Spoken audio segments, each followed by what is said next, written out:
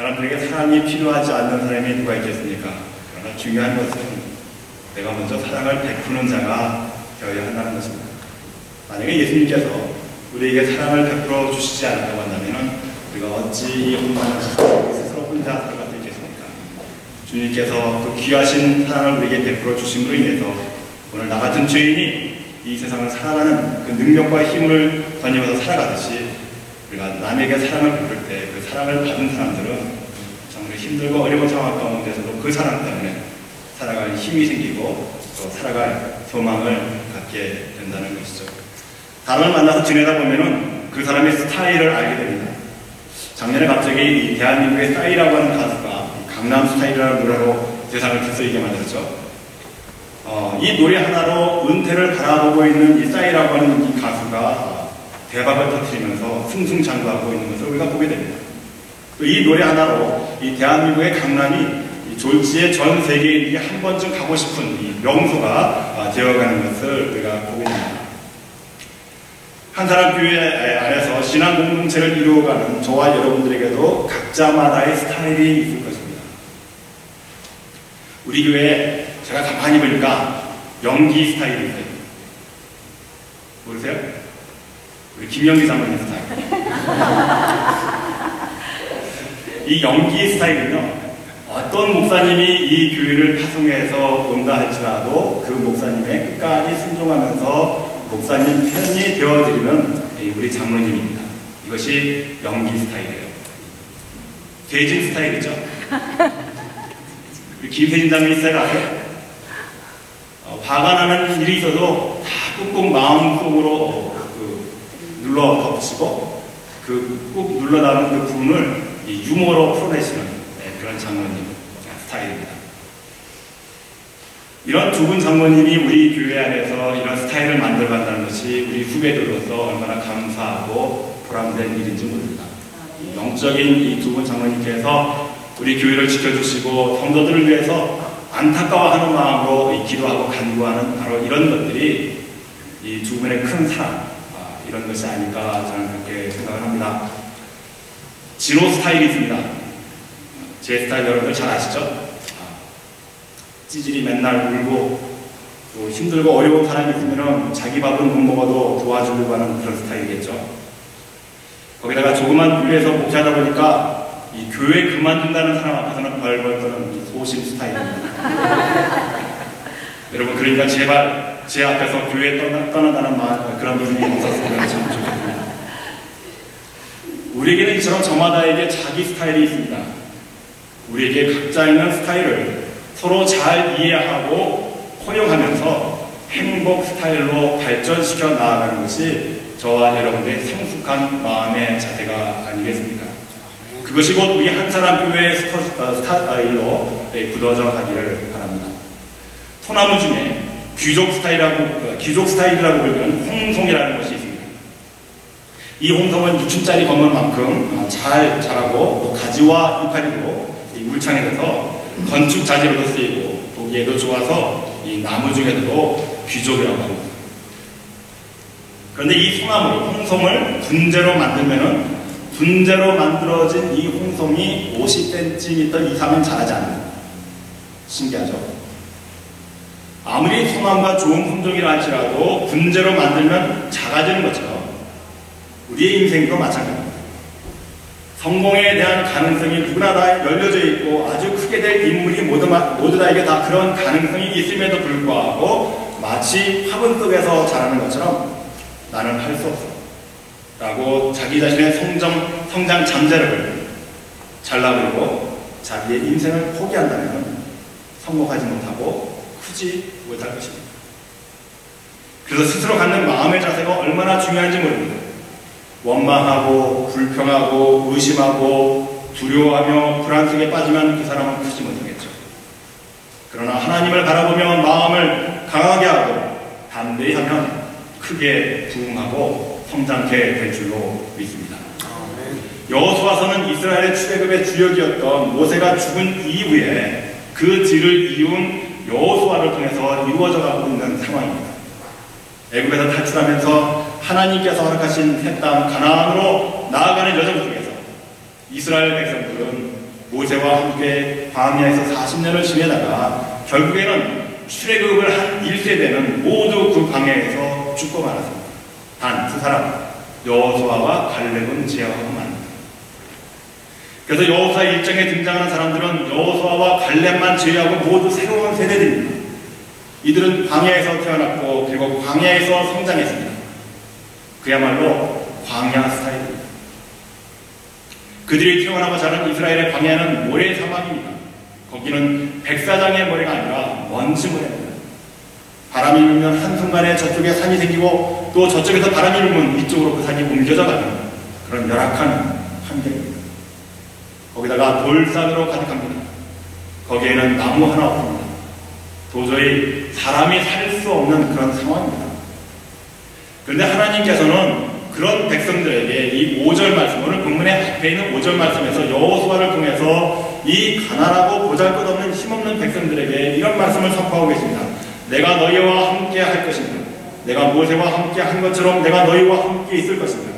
내가 너를 떠나지 아니하며 버리지 아니하리니 강하고 강하냐. 너는 내가 그들의 조상에게 맹세하여 그들에게 주리라 한 땅을 이 백성에게 차지하게 하리라. 그리고 오늘 본문의 말씀 10절의 말씀에 보니까 이해라고 시작합니다. 자, 이런 상황에서 라는 뜻이죠. 이런 상황, 이해는 어떤 것을 우리에게 의미해주고 있습니다. 즉 40년 동안 광야에서 괴롭고 어려운 삶을 살았던 이들 백성들에게 하나님께서 인도하실 가나안 땅에 들어가기 직전에 여호수아를 통해서 하나님의 말씀을 들은 그 이후에 그런 뜻이겠죠. 그래서 그들 이스라엘 백성들이 어떻게 합니까? 결과적으로 보면 이들은 여호수아의 명령에 철저히 순종하면서 하나님의 백성으로서 말씀대로 가나안 땅을 차지하고 번성하는 공동체를 이루어갑니다. 오늘 우리는 본문의 말씀 속에서 이 열악하고 사람이 살아갈 수 없는 광야에서 태어나고 성장했던 광야 스타일의 이스라엘 백성들이 어떻게 그 힘들고 괴로웠던 삶을 극복하며 미래의 가나안 땅을 정복하게 되었는지를 살펴보기를 원합니다.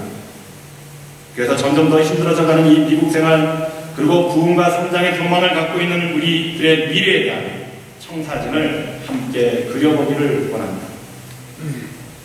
오늘 본문 속에서 미래를 위하여 첫 번째로 우리가 만날 수 있는 것은 바로 순종입니다. 하나님께서는 모세를 대신하여서 여호수아를 이스라엘의 지도자로 삼아주셨습니다. 그리고 하나님으로부터 모세와 동일한 은혜를 약속받은 여호수아는 백성들의 유사를 보였습니다. 유사라고 하는 말은 영어 성경에 보니까 오피스터로 나왔습니다. 이 히브리 말 원어를 보면 소테림이라고 하는 말인데 이 소테림이라고 하는 말은 행정 일을 처리하는 사람들. 그러니까 그 백성들의 관원들이 되어서 그 백성들을 움직이는 그런 사람들을 여호수아가 불렀습니다. 그리고 이렇게 명령합니다. 11절의 말씀입니다. 진중에 두루 다니며 백성에게 명하여 이르기를 양식을 예비하라. 3일 안에 너희가 이 요단을 건너 너희 하나님 여호와께서 너희에게 주사 얻게 하시는 땅을 얻기 위하여 들어갈 것이니라 하라. 전투에 참가하고 있는 장정에서만 60만 명이 넘는 이 백성들에게 이 명령이 전달되어야 되는데 3일밖에는 시간이 없다는 것입니다. 3일 후면 이스라엘 백성들은 가나안에 입성해야 하고 그동안 이스라엘 백성들은 모든 준비를 끝내야 한다는 것이죠. 그러므로 이 말씀은 아주 급하게 그리고 또 정확하게 전달되어야 합니다. 이런 상황 속에서 진중에 두루 다녀라, 양식을 예비하라, 3일 안에 가나안에 입성한다. 이런 단어의 공통점이 있다고 한다면 이 단어의 공통점은 무엇입니까? 그러니까 여기에서 찾을 수 있는 것은 이 말씀 안에서 하나님의 약속에 대한 신뢰로부터 오는 확신과 열정입니다. 하나님께서 아무리 모세의 후계자로 여호수아를 삼으셔서 백성 앞에 세워주셨지만은 그 백성들이 여호수아의 말을 듣지 않으면 무슨 소용이 있겠습니까? 그런데 여호수아는 그 백성들의 우두머리들에게 명령을 내립니다. 그러자 그들이 백성들에게 신속하게 여호수아의 명령을 전달합니다. 사랑하는 성도 여러분, 바로 이 모습이 미래를 위한 노력임을 깨달으시기를 바랍니다. 만약에 여호수아의 그 명령 앞에서 단 한 명이라도 제대로 백성들에게 전달하지 않았다면, 아니 단 한 사람이라도 여호수아를 향해서 지가 뭔데 이래라 저래라, 너나 잘하세요, 그렇게 무시했다면 이스라엘의 백성들의 미래는 불을 보듯 뻔하지 않았겠습니까? 같은 맥락에서 하나님께서 오늘 이 한 사람 교회를 통해서 미래에 어떤 큰 일을 이루시기 위하여 우리를 부르셨다고 한다면 어떤 한 사람이 이 비전을 끌고 나아가야 하지 않겠습니까? 그 세워주신 하나님이 바로 한진호라고 하는 목사라고 한다면 그 목사가 평생을 통해서 하나님의 말씀으로 훈련받고 하나님 스타일을 따르는 사람이라면 여러분은 그런 목사를 믿고 그 하나님의 뜻을 서로 협력하여 이루어가야 하지 않겠습니까? 우리에게 이러한 믿음과 확신과 그리고 신뢰가 형성되기를 바랍니다. 올해 우리는 창립 20주년을 맞이하여 일어나라 빛을 발하라는 비전을 세웠습니다. 이 일을 위해서 우리는 함께 기도해야 할 책임을 나누는 신앙 공동체의 한 사람임을 잊지 마시기를 바랍니다. 여기에는 구경꾼이 있을 수 없습니다. 사랑하는 성도 여러분, 게으름의 자리에서, 불평과 불만의 자리에서, 부정적인 자리에서 일어서시기를 바랍니다. 그리고 우리를 향하신 하나님의 빛을 세상에 비추시는 복된 여러분들이 되시기를 축원합니다. 오늘 본문 속에서 미래를 위해 나타나는 두 번째의 모습은 바로 협력입니다. 아무리 지도자가 날먹인다 해도 협력자가 없으면 큰 일을 행할 수가 없는 것입니다. 지금 여호수아에게는 가나안 정복이라고 하는 중대한 일을 앞에 두고 루벤 지파와 갓 지파 그리고 므낫세 반 지파에게 한 가지 중요한 명령을 내리고 있습니다. 그것은 바로 이 두 지파 반이 가나안 정복의 선봉에 서라는 것입니다. 선봉에 서야 하는 이유에 대해서 13절의 말씀의 끝부분에 보면 너희는 그 말을 기억하라고 밝혀주고 있습니다. 민수기 32장에 보면 많은 가축대를 가지고 있었던 루벤 지파, 갓 지파의 자손들이 모세에게 나와서 자신들은 요단의 건너편에 서서 들어가는 이 가나안 입성을 포기하겠으니 아모리 왕 시온의 영토와 바사나 옥의 영토였던 아셀과 길르알 땅을 유산으로 달라고 요청합니다. 그때 모세는 이스라엘이 가나안을 정복할 때 다른 지파들과 함께 가나안에서 싸우고 가나안이 정복이 끝난 다음에 그 땅을 너의 기업으로 주겠다고 약속했었습니다.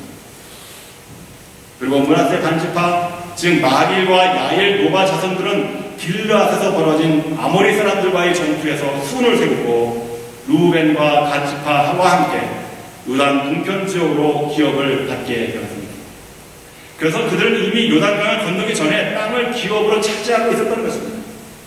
그 지역은 여러 가지로 수목과 산림이 무성했고 넓은 초원이어서 가축을 기르기에 아주 적합한 땅이었습니다. 이미 여러 전 해부터 그 땅을 차지하고 있었던 여유가 있던 루벤 지파, 갓 지파, 그리고 므낫세 반 지파의 자손들에게 여호수아는 가나안 전쟁의 선봉에 서라고 지시하고 있는 것입니다. 물론 이 명령이 그들이 지켜야 할 민수기 32장에서 모세와 세운 약속에 근거한 것이지만 이스라엘의 다른 지파들이 요단강 건너편의 땅을 차지하기 위해서 싸울 때 함께 싸우겠다고 모세와 다짐했던 것입니다. 그러나 시일이 많이 지났습니다. 지도자도 새로운 사람으로 바뀌었습니다. 이런 상황에서 여러분들이라면 어떻게 하겠습니까? 내가 얼마든지 편해지고 지금 이 땅에서 안주하는 것이 내가 그토록 꿈꿔왔던 그 소망을 이루어가는 삶인데 그것을 포기하고 전쟁의 선봉에 서서 목숨을 버려야 한다고 하는 이 명령 앞에 과연 우리들이라고 하면 어떻게 할까요?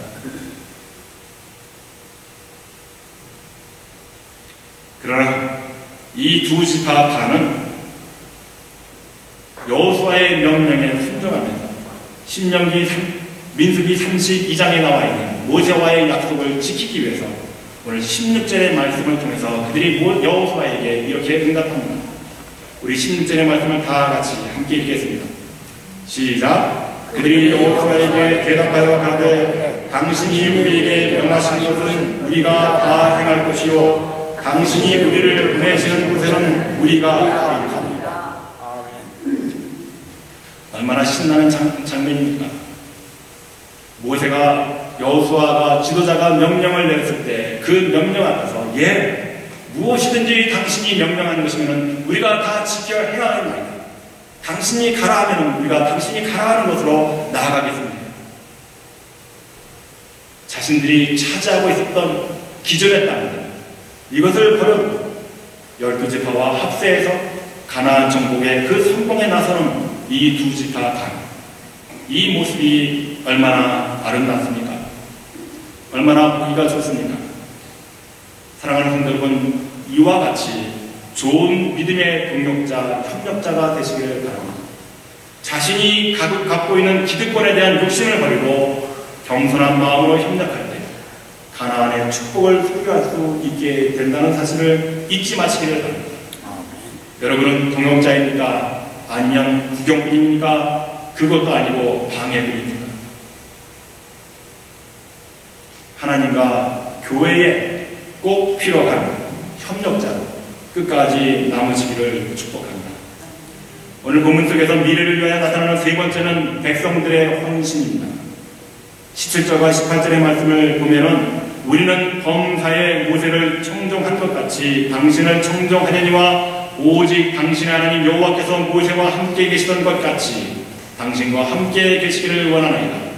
누구든지 당신의 명령을 거역하며 무릇 당신의 시키시는 말씀을 청종치 아니하는 자 그는 죽임을 당하리니 오직 당신은 마음을 강하게 하시며 담대히 하소서.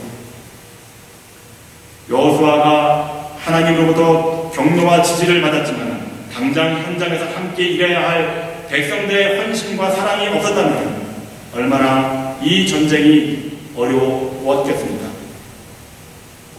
이러한 때 백성들이 순종과 충성의 맹세를 그 고백을 들었을 때 여호수아는 천군만마를 얻을 것 같은 그런 감격이 있었을 것입니다.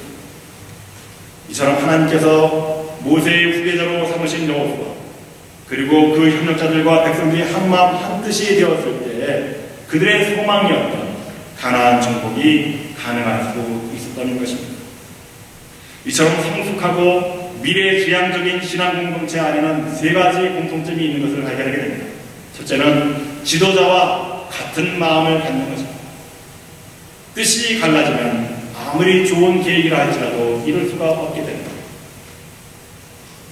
그러나 한마음 한뜻이 된다고 한다면 모든 사람들이 협력하여 아름다운 결과가 나타나게 될 것입니다. 목회를 하면서 가장 힘이 날 때가 언제라고 묻는다고 한다면 저에게 주신 하나님의 비전에 따라서 사역할 때 제가 목사님을 도와서 제가 일하겠습니다. 제가 헌신하겠습니다. 이렇게 바로 응답하시는 분 앞에서는요 저절로 머리가 들어지는 것이죠. 감사와 감격이 목사가 정말 힘이 나서 일할 수 있는 힘이 바로 거기에서 나오는 것이죠. 반대로 목사의 다리를 붙들고 힘을 빠지게 하는 그런 사람들은 어떤 사람들입니까? 목사님 이건 안 돼요. 우리 교회가 요만한데 이런 일들을 어떻게 우리가 감당합니까? 일할 사람도 없습니다. 안 돼요. 한다고 한다면 아무리 좋은 계획을 세운다 할지라도 아무리 하나님 앞에 매달리고 울부짖으며 기도한다 할지라도 능력과 힘을 빼앗기게 되는 것이죠.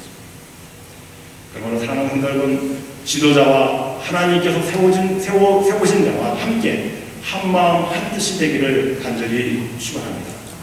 한마음 한뜻이 될 때 우리는 무한한 하나님의 능력 안에서 하나님께서 우리에게 이루실 큰 어떠한 일을 하고 능히 이룰 수 있게 됨을 믿으시는 여러분들이 되시기를 바랍니다. 두 번째로 신앙공동체, 미래지향적인 신앙공동체 안에 나타나는 것은 지도자의 영적인 권위를 인정하는 것입니다. 당신 하나님 여호와께서 당신과 함께 하시기를 원하나이다.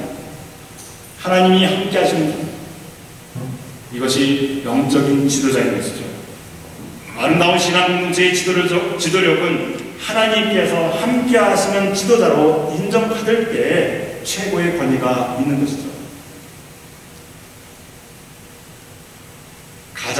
가정에서 가장에게 영적인 권위가 있을 때 그 가정은 행복할 수 있습니다. 교회도 마찬가지겠죠. 우리 목사는 하나님이 기름을 부어서 세우셨지 하며 겸손함으로 그 권위를 인정할 때 우리 교회는 엄청난 성장과 부흥의 역사가 일어나게 될 줄로 믿습니다. 세 번째로 미래의 지향적인 신앙 공동체 안에 나타나는 특별한 사항은 항상 긍정적인 말을 한다는 것이죠. 긍정적인 말을 하는 사람들의 대부분은 건강한 사람들입니다. 반면에 부정적인 말을 많이 하는 사람들은 대개가 병들어 있습니다. 얼굴이 어둡습니다. 공동체도 마찬가지입니다. 긍정적인 믿음의 언어가 있는 공동체는 아름다운 공동체입니다.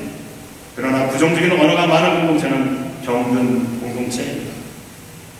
긍정적인 믿음의 사람이 많은 교회는 건강하고 아름다운 교회가 되겠죠. 믿음의 세계는 무한한 가능성의 세계입니다. 열정적인 비전의 지도자인 신실한 협력자가 있으며 철저히 헌신하는 백성들이 있는 한 그 공동체는 어떠한 난관도 헤치고 가나안의 축복을 얻게 될 것입니다. 우리 한사랑교회가 부르심을 받아 이 한사랑교회가 나아가야 할 미래를 위해서 우리에게 필요한 키워드는 첫째는 순종, 둘째는 협력, 셋째는 헌신이라는 사실을 잊지 마시기를 바랍니다. 사랑하는 성도 여러분, 미래 속에 우리 교회는 더욱 하나님의 말씀을 따라 순종하며 협력하며 헌신하여 이 세상에 어떤 교회, 어떤 신앙 공동체가 이루지 못한 큰 일을 이루게 될 줄로 믿습니다. 그래서 우리들의 후손이 이 땅에서 더욱 번성하고 이 시대를 책임지고 이끌어갈 영적 지도자들이 많이 배출되는 그런 능력 있는 교회가 될 줄로 믿습니다. 가나안을 눈앞에 둔 이스라엘 백성들은 조그마한 화분의 분재가 될 것입니다. 아니면 6층 건물 이상 크게 성장하여 모든 세상이 자신의 아름다움을 흠모하는 홍송이 될 것인가 하는 선택의 기로에 서서 서로 하나가 되어 하나님께서 세워주신 지도자 여호수아와 함께 신앙의 아름다운 공동체를 이루어 냈습니다. 사랑하는 성도 여러분, 하나님께서 우리와 함께 하실 것입니다. 하나님께서 우리에게 능력을 주실 것입니다. 하나님께서 우리를 지키시고 보호하실 것입니다. 무엇을 두려워하고 계십니까? 육신의 질병과 고통, 장래에 대한 두려움, 자녀에 대한 걱정, 재물에 대한 염려들, 여러분, 이런 것들은 우리가 하나님 앞에 다 내려놓을 때 하나님께서 다 책임져 주실 것입니다. 이 믿음의 확신을 가지시는 여러분들이 되시기를 바랍니다. 그래서 우리는 오직 미래를 바라보면서 하나님의 인도하심에 따라서 힘차게 전진하시기를 바랍니다. 사랑하는 성도 여러분, 저희가 여러분들에게 누누이 말씀드리지만 사도 바울에 의하면 우리는 복음을 위하여 부르심을 입은 사람들입니다. 복음을 위하여 부르심을 받은 저와 여러분들이 해야 할 일은 사도 바울의 말에 의하면 협력이라고 합니다. 서로 협력하여 선을 이뤄가는 그 선이 무엇입니까?